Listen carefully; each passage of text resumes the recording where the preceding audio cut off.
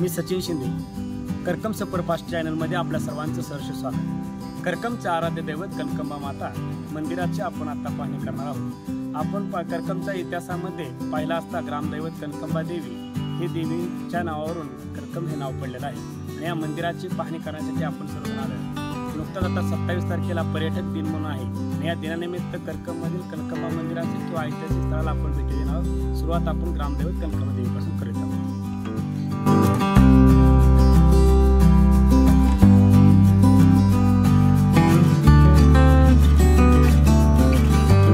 ग्रामदैवत कनकंबा मातेचे मंदिर आहे। अनेक दिवसांपासून आपण पाहतात प्राचीन अशी याची माहिती आहे आणि या देवीचा जे मंदिर आहे ते अनेक वर्षांपासून म्हणजे ऐतिहासिक वारसा असणारे मंदिर आहे। यामध्ये आता पाहणारा आपण नक्षीकाम असेल, पूर्वी ज्यावेळेस अफजल खान पंढरपूरला स्वारी करत असताना या मंदिराची लूट केलेली आहे असा इतिहास आहे। छत्रपती संभाजी महाराज यांनी या मंदिराला भेट दिलेली आहे। पूर्वी शिखर नव्हतं, कारण पूर्वी मंदिराला शिखर असल्यानंतर त्याची तोडफोड केली जायची। नंतर भाविकांनी या ठिकाणी शिखर बांधलेलं आहे। आपण याचं पाहिलं तर नक्षीकाम हे कोरीव असं काम आपल्याला पाहायला मिळतंय। आज आपण गाभाऱ्यात देवीचं दर्शन आणि मंदिराची पाहणी करू।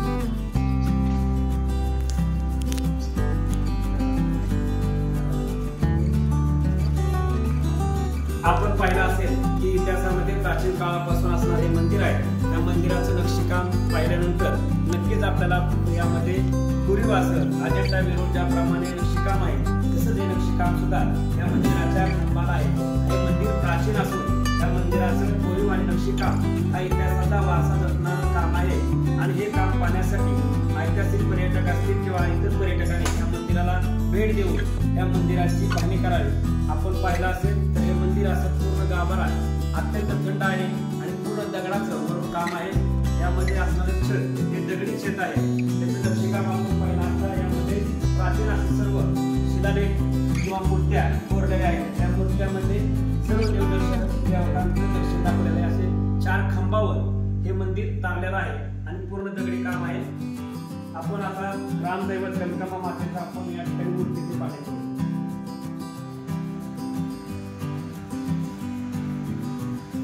ही मूर्ती काय 2-3 वर्षापूर्वी उत्खनन करत असताना त्या देवीची मूर्ती सापडलेली प्राचीन मूर्ती आपण पाहत असताना कनकंबा मातेच्या मूर्ती आहे।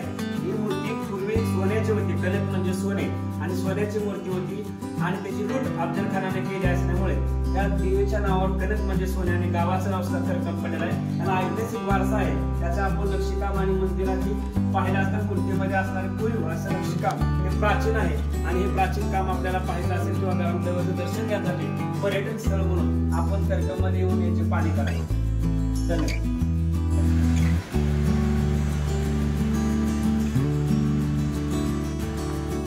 ग्रामदैवताचा सभा मंडप आपले मंत्री विजयसिंह मोहिते पाटील यांच्या निधीतून हा सभा मंडप बांधण्यात आलेला आहे आणि लोकवर्गणीतून या मंदिराची फरशी बसवण्यात आली आहे आणि ग्रामपंचायत प्रशासनाने पेवर ब्लॉक आणि या ठिकाणी जिल्हा परिषद मार्फत हायमास्ट दिव्याची सुद्धा सोय केलेली आहे। या मंदिराचा प्राचीन असा इतिहास आहे। आपण आता पाहणार आहोत की या ठिकाणी जुनी विरगळ आहे आणि ती विरगळ आपण या ठिकाणी पाहण्यासाठी जात आहोत।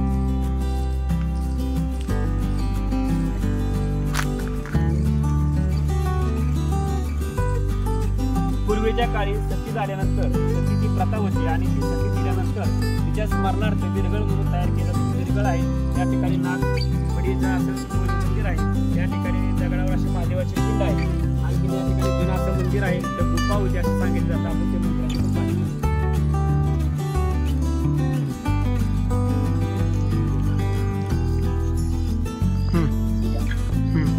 या ठिकाणी गणेशाची मूर्ती आणि महादेवाची पिंड यामध्ये खळखळ मधल्यामध्ये आहे आणि या ठिकाणी गणेशाची दगडी अशी मूर्ती आपल्याला पाहायला मिळते। सुंदर असं कोरीव काम या ठिकाणी आपण पाहत असाल तरी कोरीव काम सुंदर आणि त्या काळामध्ये केलेलं आहे ते पाहायला मिळते।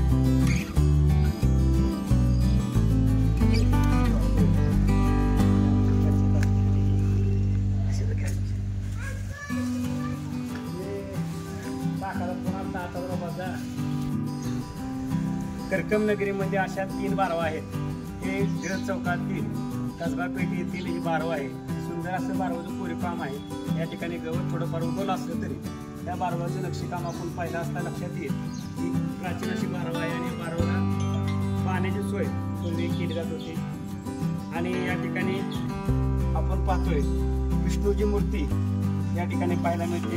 विष्णू झोपलेले आहेत आणि विष्णूचं सेवा करत असताना या ठिकाणी दिसत आहे झोपलेली अशी विष्णूची मूर्ती आहे. आणि या ठिकाणी अशी जुनी काळी मूर्ती असून एक कोरीव काम आपण पाहिलं असता दगडावर कोरीव काम केलेलं आहे आणि सुंदर असं प्राचीन या ठिकाणी बारवा आपल्याला पाहायला मिळते. कर्कमध्ये अशा 4 बारवा आहेत. त्यातील 1 नंबर ही बारवा आपण पाहतो. त्यानंतर आपण उर्वरित 3 बारवा पाहूया.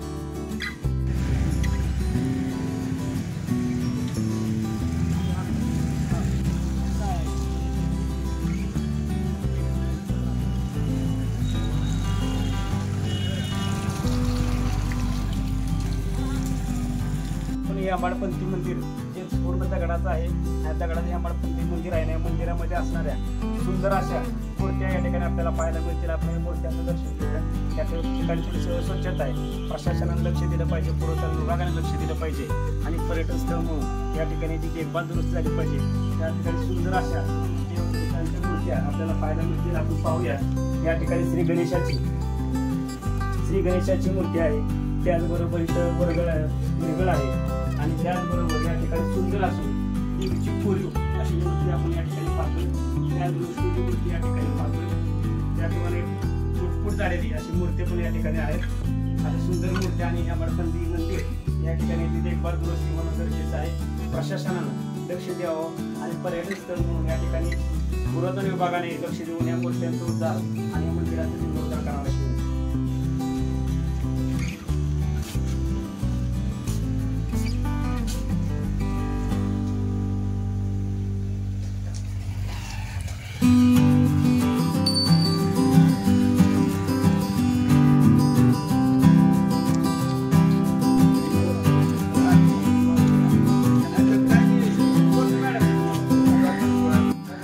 या ठिकाणी आपण पाहतोय की 9 ग्रह या ठिकाणी दाखवलेले आहेत. ज्यावर पृथ्वीवर असणारे 9 ग्रह या ठिकाणी आपल्याला पाहायला मिळतील. मूर्ती आणि 9 ग्रह आहेत.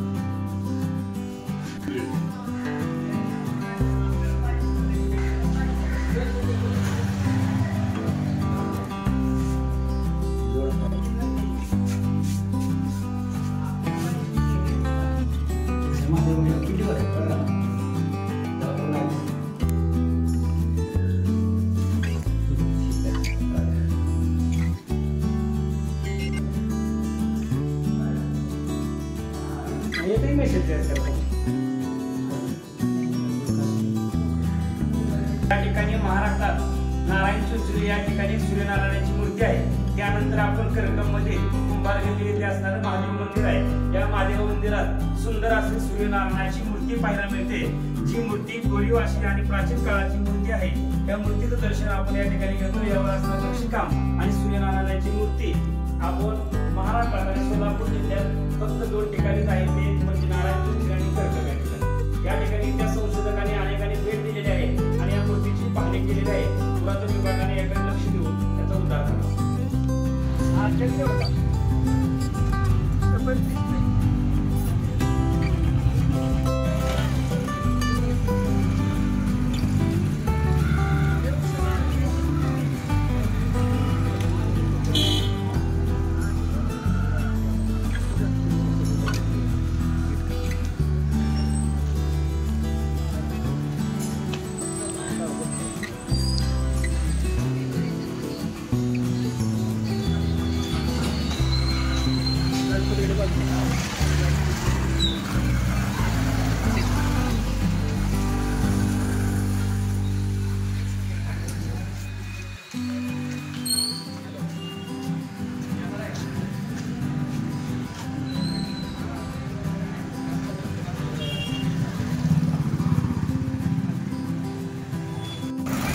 कर्कममधील अशी प्राचीन अशी वेस आपण या ठिकाणी पाहतोय.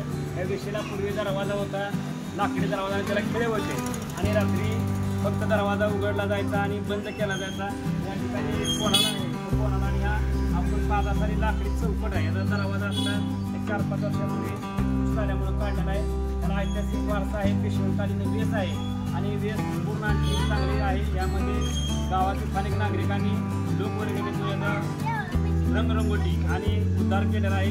प्राचीन अशी वेस आपल्याला कर्कम नगरीमध्ये पाहायला मिळते. पर्यटक म्हणून सुभाष देशमुख यांनी जे आव्हान केले त्या आव्हानाला प्रतिसाद द्यायचा आहे आणि कर्कममधील अनेकांनी शाळा सहली काढण्यासाठी कर्कमला भेट द्यावी.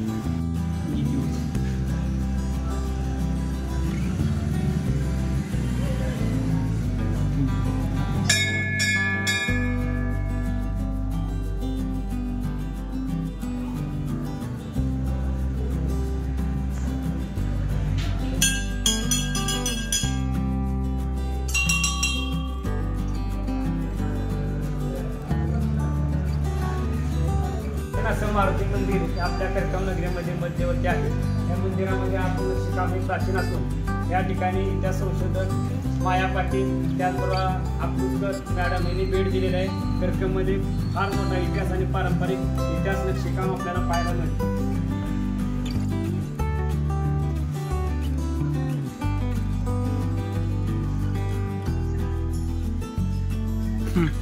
आपण पाहतो या ठिकाणी प्राचीन अशी बारव आणि या बारवचं पाणी करण्यासाठी आपण आता या बारवमध्ये असं महादेवाचं मंदिर या ठिकाणी पाहायला मिळतं. या महादेवाच्या मंदिरातील पाणी आपण करतोय. प्राचीन असं मंदिर शिव महादेवाची पिंड या ठिकाणी आपल्याला पाहायला मिळते आणि या ठिकाणी असणारं कोरीव काम आपण पाहत बघत असाल तर या बारवमध्ये असणारं कोरीव काम आपल्याला पाहायला मिळते. स्वच्छता आहे.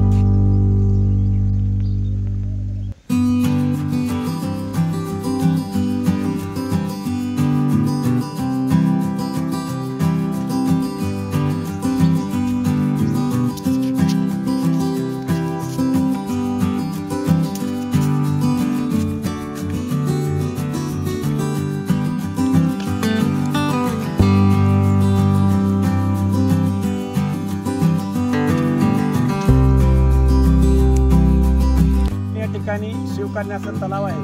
हा तलाव 35 एकराचा तळ आहे. आज ही तळ कोरडा आहे. पावसाचा अहंकार झाला जरी असला तरी करकममध्ये तलावात आणखी पाणी नाही आणि या ठिकाणी सर्व अशा येड्या बाबळी उगवलेल्या आहेत. सगळं काटेरी झुडपे झालेले आहेत. वन विभागाने याकडे लक्ष देऊन त्या बाबळी काढून यातील माती यापूर्वी जिल्हाधिकारी यांनी काढलेली होती परवानगीनुसार. आता वन विभागाने जर परवानगी दिली तर या ठिकाणच्या काटेरी झाडं काढून या ठिकाणी सुशोभीकरण करणे गरजेचं आहे. वन विभागाने लक्ष देऊन पर्यटन स्थळ म्हणून या ठिकाणी बसण्यासाठी बाग किंवा या ठिकाणी ट्रॅक तयार होणे गरजेचं आहे. या ठिकाणी जर आपण मोठ्या प्रमाणात वृक्षारोपण केल्यानंतर चांगली झाडं सावली देणारी झाडं या ठिकाणी लावण्यात यावी. आपण पाहत आहे तर या ठिकाणी सगळी काटेरी झुडपं या ठिकाणी उगवलेली आहेत. वन विभागाने आणि प्रशासनाने पर्यटन विभागाने याकडे लक्ष दिल्यानंतर हे तलाव हे सुंदर असं स्वच्छ तलाव आपल्याला करता येईल. यासाठी पुरातन विभाग असेल, पर्यटन विभाग असेल, प्रशासन असेल, जिल्हाधिकारी साहेब असतील यांनी लक्ष देऊन हे तलाव सुशोभीकरण करणं गरजेचं आहे. ग्रामपंचायत प्रशासनाने सुद्धा याकडे लक्ष देणं गरजेचं आहे. करकममधील एक सर्वात मोठं असं 35 एकराचा हे तलाव आहे आणि हे तलाव आजही कोरडा आहे आणि या ठिकाणी आपण पाहताय सगळ्या काटेरी झुडपं काढून या ठिकाणी शोभेची झाडं लावल्यानंतर हे पर्यटन स्थळ म्हणून या ठिकाणी पाहता येईल.